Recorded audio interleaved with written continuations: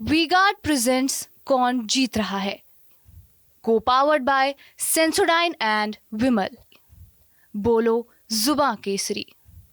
बदायूं के सांसद आदित्य यादव हमारे साथ मौजूद है बात करने के लिए। सर, ये बताइए कि जो आप लोगों की जीत हुई उसका श्रेय आप किसको देते हैं? क्या लगता है आपको कि इस बार पीडीए का जो जादू था वो चल गया क्या? निश्चित तौर पे देखिए, जहाँ चुनाव में हम लोग गए बदायूं लोकसभा के अंदर, जब हम लोग गए तो एक बहुत बड़ा जनसमूह था सभी समाज से जिसने समाजवादी पार्टी का समर्थन किया है। उनके बिना ये जीत मुमकिन नहीं थी।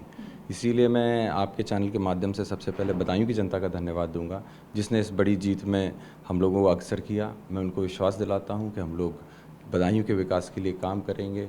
और जिस तरीके से पीडीए की आपने बात करी, तो जो ये आदरणीय राष्ट्रीय अध्यक्ष जी ने जो ये मुहिम चलाई पीडीए की, जिस तरीके से सभी उन पिछड़े समाजों को जिनकी आज के समय पर राजनीति में कोई बात नहीं करता है, उनको आगे ले जाने की बात की, मैं समझता हूँ इसका बड़े तौर पे समाजवादी पार्टी को इसका फ़ायदा मिला है।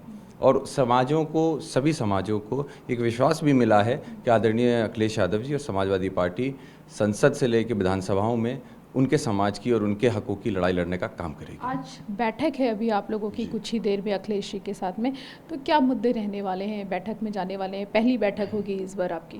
देखिए, सभी सांसदों को राष्ट्रीय अध्यक्ष जी ने और कमेटी ने बुलाया है और हम लोग का मानना है कि आगे हम लोगों को किस तरीके से लोकसभा के अंदर काम करना है, विपक्ष के रूप में बैठकर किस तरीके से लोगों की, जनता की आवाज़ को उठाना है और एक संग होकर पूरे इंडिया गठबंधन को किस तरीके से काम करना है, उसको लेकर ये बैठक है। आगे की क्या रणनीति रहेगी ये समय बताएगा, लेकिन हमें निश्चित तौर पे पूरा भरोसा है कि इस बार संसद के अंदर समाजवादी पार्टी पूरी जोर से और मजबूती से सभी लोगों की आवाज़ उठाने का काम करेंगे। आदित्य जी, जब आप लोग जाते थे, लोगों के बीच में जाते थे, तो अखिलेश जी अक्सर जो है वो पेपर लीक का मुद्दा उठाते थे। आप खुद यूथ हैं, तो आपको लगता है इसका कितना असर पड़ा इस बार जनता के बीच में?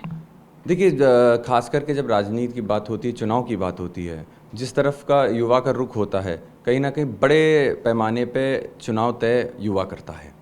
और इस बार मीटिंगों में, रैलियों में और जब हम लोग जनसंपर्क करते थे, युवा जो हमसे जुड़ता था निश्चित तौर पे बेरोज़गारी की बात करता था और जो परेशानी उसको ये पेपर लीक की वजह से हुई है, जहाँ पे वो पैसा दे के अपनी तरफ से पहले इनरोलमेंट करता था, उसके बाद खर्च कर वहाँ पे सेंटरों पे एग्ज़ाम देने जाता था और दुख इस बात का होता था घर नहीं पहुँचता था, तब तक पेपर लीक होते थे। एक बहुत बड़ा मुद्दा रहा है। रोज़गार जहाँ मुद्दा था वहीं इस तरीके से पेपर, और हम तो ये कहेंगे कि अपने इतिहास में मैंने जब से मैं देख रहा हूँ इतिहास में, तब से मैंने पहली बार देखा है कि किसी सरकार के कार्यकाल में हाई स्कूल जैसे एग्ज़ाम का पेपर भी अगर लीक होता है तो ये एक बहुत बड़ी बात होती है। परिवारवाद को लेकर भी कई बार जब आप लोगों के टिकट बंटवारे हुए तो उसको लेकर विपक्ष ने सवाल उठाए।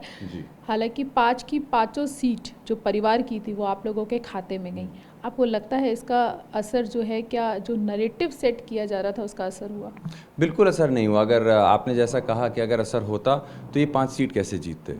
और जहाँ तक परिवारवाद की बात है तो मैं ये कह सकता हूँ कि जब हम सभी लोग चुनाव में जाके जनता के बीच जाकर उनसे वोट की अपील करते हैं, उनको विश्वास दिलाते हैं कि हम काम करेंगे, तो ये जनता का निर्णय होता है कि वो हमको वोट करें ना करें।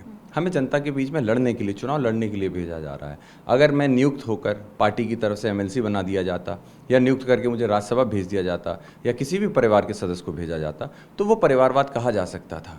लेकिन आज हम लोग जनता के बीच जाके अपनी पार्टी, अपने नेता आदरणीय अखिलेश यादव जी, स्वर्गीय नेताजी के किए कामों को, उनके विचारधारा को अगर लोगों तक पहुंचाते हैं और लोग उससे जुड़ते हैं तो मैं समझता हूं परिवारवाद की बात यहाँ नहीं आती है। और जहाँ तक भारतीय जनता पार्टी की बात है, उत्तर प्रदेश ही नहीं पूरे देश के अंदर किसी भी प्रदेश में देख लीजिए, हर प्रदेश के अंदर भारतीय जनता पार्टी ने किसी न किसी परिवार को जरूर लड़ाया। जितनी सीटें आप लोगों की आई, आप लोगों को उम्मीद थी कि इतनी ज़्यादा सीटें आ रही हैं आप लोगों की? अंदाज़ा था क्या? जी बिल्कुल अंदाज़ा नहीं, बल्कि हमने आंकड़ों को देखते हुए, सर्वे कराते हुए एक रिपोर्ट भी रखी थी।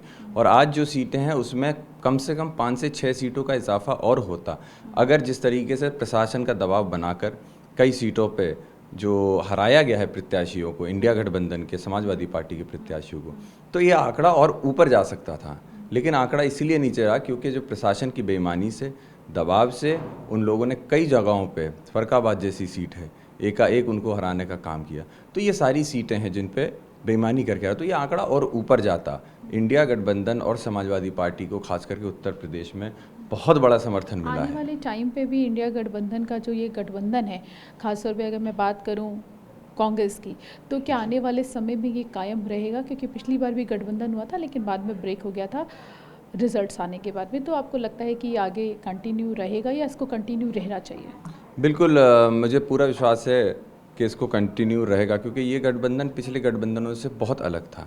यहाँ पे हम लोगों ने एक सामंजस्य बना हुआ देखा है, यहाँ पे साथ में काम करते हुए देखा है, और मुझे विश्वास है कि जब हम संसद में जाएंगे तो इंडिया गठबंधन एक ताकत के साथ आपको विपक्ष की भूमिका में दिखाई देगा। सभी मुद्दों को एकजुट होकर हम लोग उठाएंगे, क्योंकि जनता ने समाजवादी पार्टी को वोट किया ही है, लेकिन इंडिया गठबंधन में भी अपनी आस्था दिखाई है। तो हम लोग उसको आगे बढ़ाने का काम करेंगे।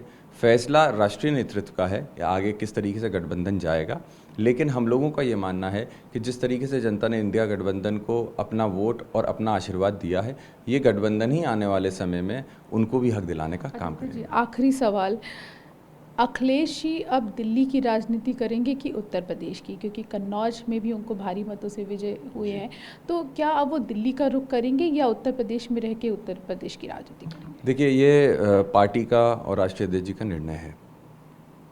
उत्तर प्रदेश में रहेंगे या देश की राजनीति में रहेंगे, दोनों ही जगह पे उनकी अहम भूमिका रहने वाली है, हमने देखा है। लेकिन मैं इतना कह सकता हूँ, व्यक्तिगत तौर पे ये हमारे लिए एक गौरव की बात होगी कि उस संसद, उस हाउस में जहाँ हम लोग जाएंगे, अगर हमारा नेतृत्व आदरणीय अखिलेश यादव जी करते हैं, और हम लोग ये बात रखेंगे भी।